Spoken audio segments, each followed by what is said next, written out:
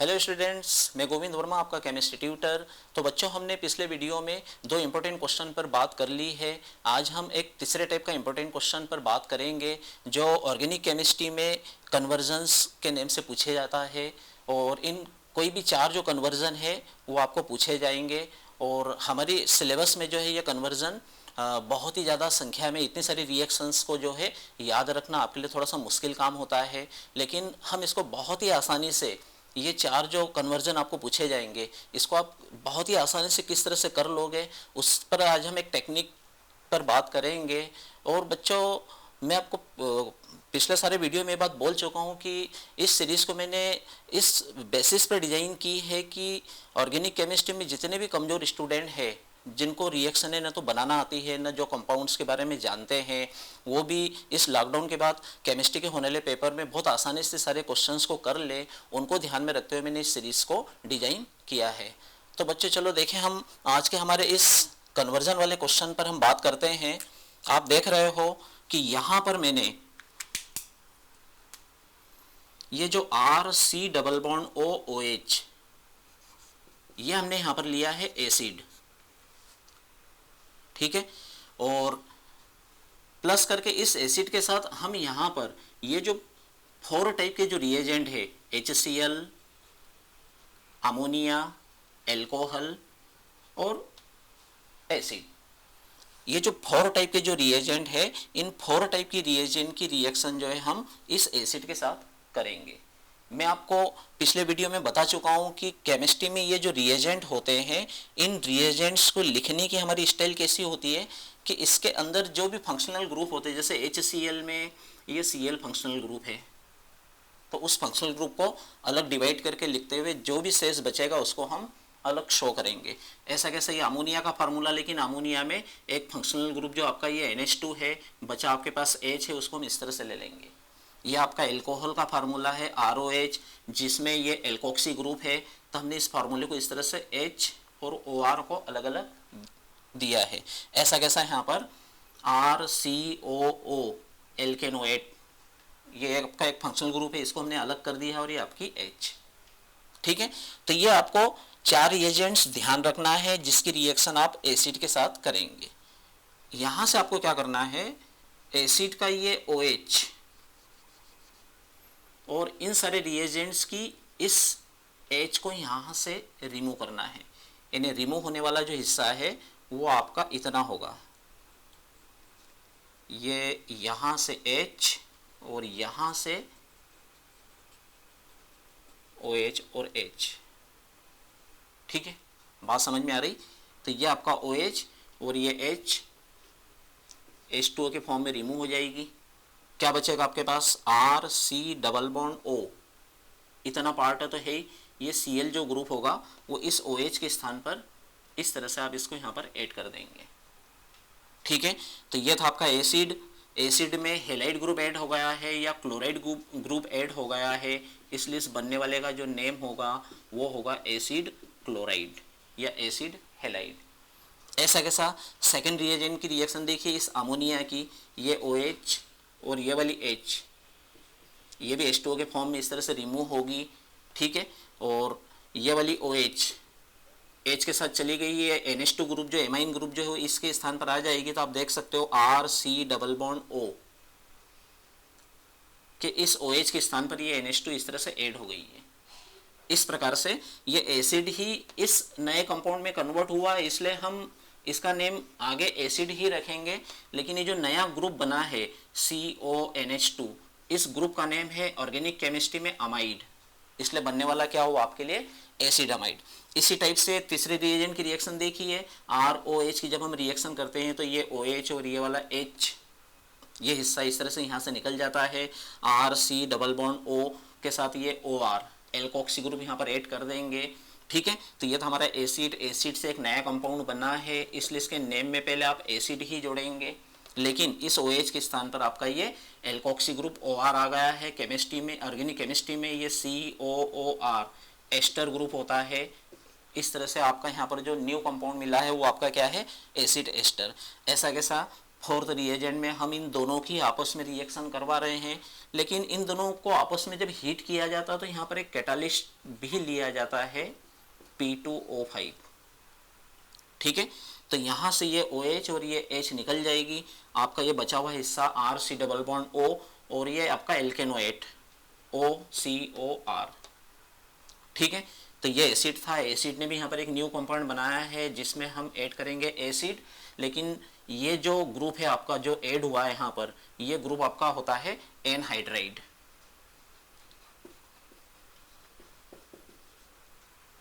ठीक है, तो यहाँ तक की आपकी बात क्लियर हो गई कि आप इस कार्बोक्सिलिक एसिड को जो है एसिड क्लोराइड में, एसिड अमाइड में, एसिड एस्टर में और एसिड एनहाइड्राइड में, इन 4 रिएजेंट के थ्रू जो है किस तरह से चेंज करोगे, ये बात क्लियर हो गई।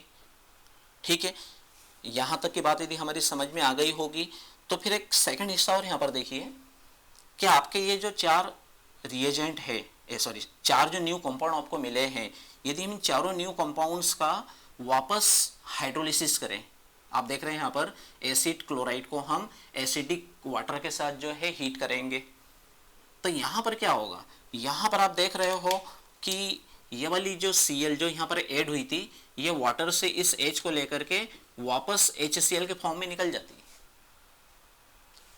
ठीक है, HCl के फॉर्म में निकल गई, क्या बचा आपके पास RC डबल बॉन्ड O के साथ एक न्यू ग्रुप वापस OH यहाँ पर ऐड हो गया और दोबारा आपका जो यहाँ पर एसिड बन गया। ठीक है, तो यहाँ से यहाँ तक देखिए कि आप एसिड के ऊपर HCl रिएजेंट की रिएक्शन करते हैं तो एसिड क्लोराइड में कन्वर्ट हो रहा है, वाटर मॉलिक्यूल रिमूव हो रहा है, लेकिन इसी वाटर के साथ वापस आप यहाँ पर दोबारा वाटर के साथ इसको हीट करते हो तो हाइड्रोलिसिस से वापस आपको एसिड मिल रहा है। ऐसा कैसा, आप इन 3 रिएजेंट के साथ देखिए कि आपने एसिड को अमोनिया रिएजेंट के थ्रू एसिड अमाइड में कन्वर्ट किया, इसको वापस आप इस वाटर के साथ हीट करेंगे तो यहाँ से आपकी ये NH2 और ये H माइनस NH3 के फॉर्म में निकल जाएगी। ठीक है, RCO के साथ ये OH ग्रुप वापस यहाँ पर ऐड होकर के वापस एसिड बन जाएगा। तो इस तरह से आप एसिड को एसिड अमाइड को जो है वापस आप एसिड में कन्वर्ट कर सकते हो। ऐसा कैसा, यहाँ पर देखिए आप कि आपने इस एसिड को यहाँ पर एसिड एस्टर में कन्वर्ट किया था, एसिड एस्टर को वापस वाटर के साथ बॉईल करेंगे हम, तो यहाँ से भी ये OR और ये वाली H वापस ROH के फॉर्म में निकल जाएगी, तब आपका RC डबल बॉन्ड O जो है OH के साथ कन्वर्ट होकर के वापस एसिड में कन्वर्ट हो जाएगा। तो इस तरह से आप एसिड एस्टर का हाइड्रोलिसिस करके वापस एसिड बना सकते हो। ऐसा कैसा, नीचे आइए, आप इस एसिड एनहाइड्राइड का फिर हाइड्रोलिसिस करेंगे तो आपका ये जो ग्रुप ऐड हुआ था ये इस H के साथ वापस यहाँ से निकलेगा RCOOH। ठीक है, और ये OH ग्रुप यहाँ पर ऐड हो जाएगा और ये एनहाइड्राइड भी जो है एसिड में कन्वर्ट हो जाएगा।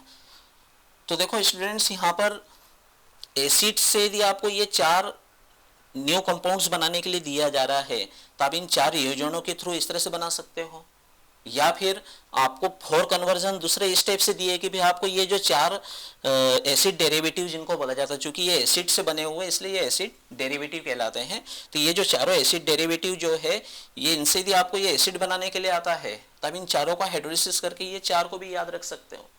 तो कुल मिलाकर के ये आपके 8 कन्वर्जन तो आपके ये हो गए। ठीक है, यहाँ तक की बात क्लियर हो रही है। ठीक है, लेकिन आप अच्छी तरह से जानते हो कि यहाँ पर हमने ये जो R की वैल्यू ली है, आपके सिलेबस में इस R की वैल्यू HCS3 और C6H5 ये तीनों वैल्यू आप पुट करके और कुछ कंपाउंड्स जो है आप बना सकते हैं। यहाँ पर देखिए आप, यदि मैं इस R की वैल्यू यहाँ पर ले रहा हूँ, मैं इस R की वैल्यू यदि मैं H लेता हूँ, ठीक है, यहाँ से नहीं, यहाँ से देखिए, यदि हम इस R की वैल्यू जो है वो यदि H लेते हैं और उसके बाद यदि हम HCl की रिएक्शन करते हैं, ठीक है, यहाँ ध्यान से देखिए आप, इस R के स्थान पर हमने H लिया है, तो पिछले वीडियो में हम इसकी नेमिंग पर बात कर चुके हैं, ये फॉर्मिक एसिड है, तो हमने यहाँ पर क्या लिया, फॉर्मिक एसिड लिया है।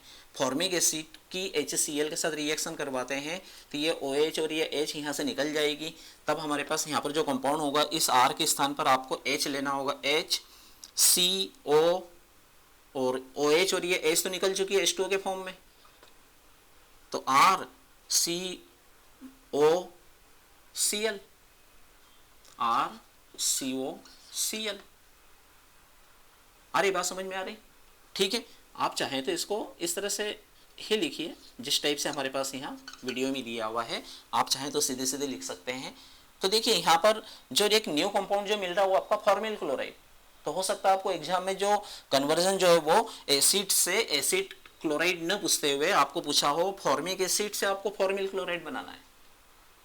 ठीक है, ऐसा कैसा? अब आर की सेकेंड वैल्यू यहाँ पर रखिए, आर की दी मैं सेकेंड वैल्यू यहाँ पर रखता हूँ CH3। ठीक है, तो आर की दी हम सेकेंड वैल्यू CH3 दी यहाँ रखते हैं।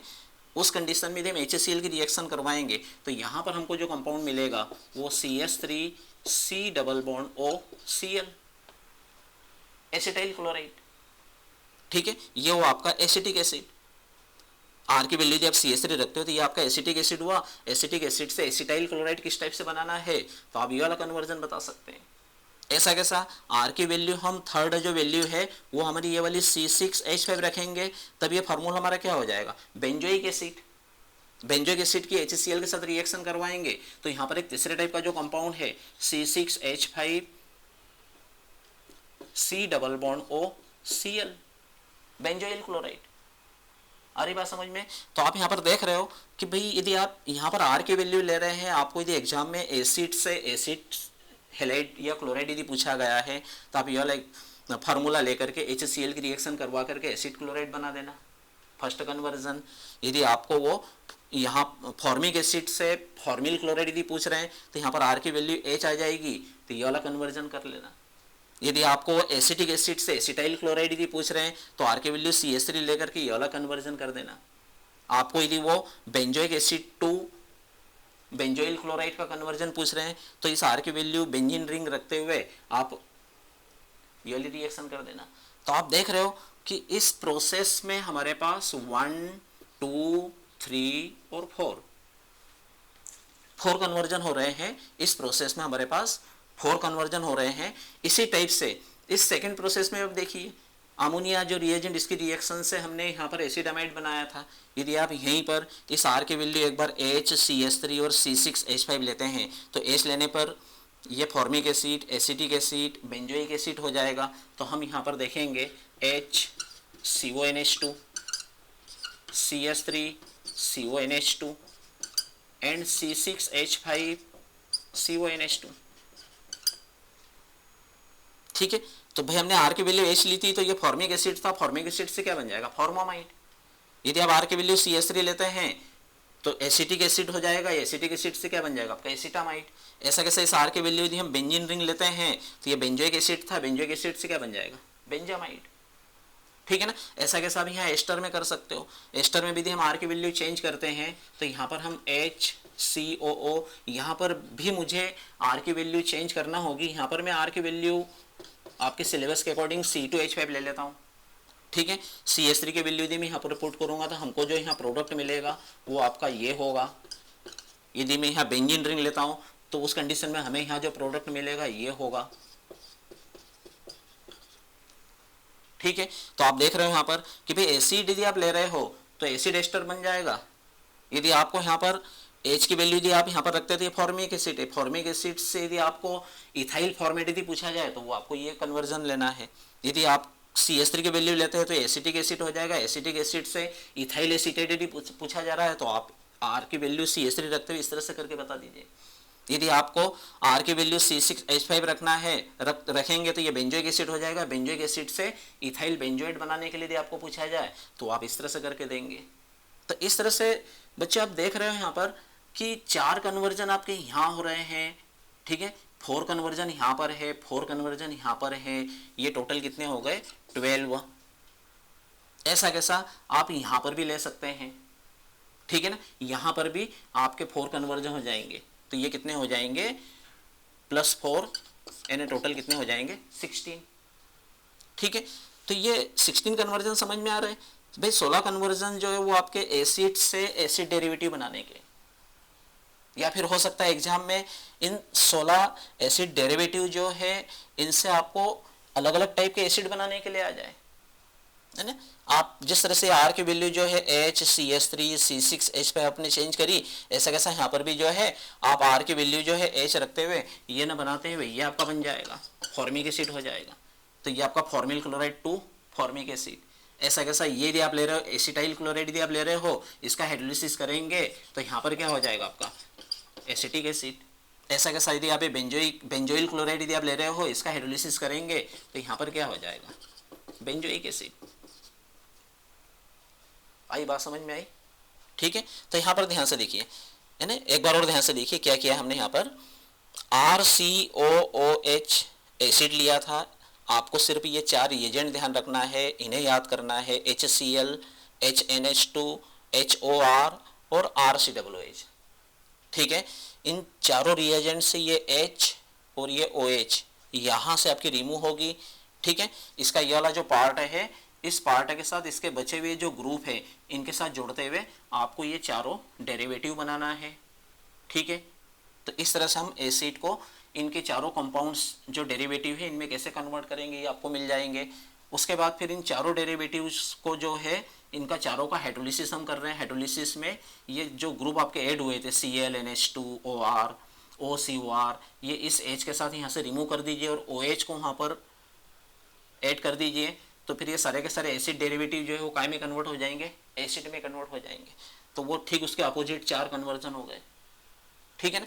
उसके बाद आपके सिलेबस के अकॉर्डिंग इस आर के स्थान पर ये तीनों वैल्यू अलग अलग यहाँ पर रखी है। पर्टिकुलर एच वैल्यू यदि यहाँ पुट करेंगे तो फॉर्मिक एसिड हो जाएगा, CH3 पुट करेंगे तो एसिटिक एसिड हो जाएगा, C6H5 रखेंगे तो बेंजोइक एसिड हो जाएगा। तो ये तीनों कंपाउंड से आप ये 3 और नए टाइप के कंपाउंड बना सकते हो, ये और 3 नए टाइप के कंपाउंड हो जाएंगे, ये आपके नए 3 टाइप के कंपाउंड हो जाएंगे, नीचे और 3 नए कंपाउंड हो जाएंगे। ठीक है, तो इस प्रकार आपके पास यहाँ पर टोटल 16 कंपाउंड्स बनेंगे। इन 4 कंपाउंड्स को आप इन 16 कंपाउंड्स में कन्वर्ट कर सकते हो और इन 16 कंपाउंड से फिर और आगे आप उन 16 कंपाउंड्स में कन्वर्ट कर सकते हो। तो इस तरह से टोटल आपके पास 32 कन्वर्जन हो गए, जो आप बहुत ही आसानी से बिना याद करें थोड़ी सी प्रैक्टिस से जो आप इसको बहुत ही आसानी से कर सकते हो। तो इन 32 में से कोई भी 4 कन्वर्जन जो है वो आपको एग्जाम में आएंगे। इसलिए आप इन कन्वर्जन को बहुत ध्यान से देखिए। आ रही बात समझ में आ रही है? ठीक है, एक बात और यहाँ पर देखिए, आप बहुत ही इंपॉर्टेंट बात है, थोड़ा ध्यान से देखना। आप यहाँ पर देख रहे हो कि HCl रिएजेंट, आपका ये HNH2 रिएजेंट, अमोनिया जिसको हम बोल रहे हैं, तीसरा आपका ये एल्कोहल है, चौथा आपको ये एसिड है। एक्चुअल में ये कौन है? ये आपके ऑर्गेनिक केमिस्ट्री के ये चारों कौन है? कोरोना वायरस है ये चारों। ठीक है, ध्यान से समझिए आप। और ये आप लोगों, ठीक है, जैसे ही आप सोशल डिस्टेंसिंग का पालन नहीं करोगे, ठीक है, आप यहां पर देख रहे हो कि यह RC⋯OOH क्या कर रहा है? दूसरे ग्रुप को अपने साथ ऐड कर रहा है, दूसरे ग्रुप को अपने पास बुला रहा है। ठीक है, OH Cl के पास आया और Cl जुड़ करके इस तरह से कन्वर्ट हुआ। तो देखो आप, इसने जैसे ही सोशल डिस्टेंसिंग का पालन नहीं किया है, वो कम्युनिटी में एक्सचेंज चीज़ों को कर रहा है, ठीक है, और नए कंपाउंड्स को बना रहा है। तो इन वायरस ने क्या किया? इनको संक्रमित कर दिया इस तरह से। ठीक है, दूसरी साइड आप यहां पर देख सकते हो, ये वाटर क्या है? ये आपका क्वारंटीन है। ठीक है ना। जैसे ही इस वाटर यानी इनको क्वारंटीन किया जाए तो आप देख सकते हो आप वापस स्वस्थ हो गए हो। RC⋯OOH। आई बात समझ में आई? तो यहां से हमको क्या बात समझ में आ रही है कि भाई हमारे कोरोना जो है वो किस चीज का इंतजार कर रहे हैं कि आप जैसे ही सोशल डिस्टेंसिंग का पालन नहीं करोगे, एक दूसरे से जैसे ग्रुप और ग्रुप मिल रहे हैं, ये जैसे ही हो गए तो वो वायरस आपको क्या कर देगा? संक्रमित कर देगा। और यदि आप इस क्वारंटीन का पालन करते हो, क्वारंटीन होते हो, अपने आप को अलग रखते हो, तो आप देख रहे हो कि आप वापस स्वस्थ हो गए हो। वापस पहले जैसे हो गया। ठीक है, बात समझ में आई? ठीक है, तो बच्चों इसकी प्रैक्टिस कीजिए, और कोई प्रॉब्लम हो इससे रिलेटेड तो कमेंट बॉक्स में मेरे से आप बात कर सकते हैं। ठीक है।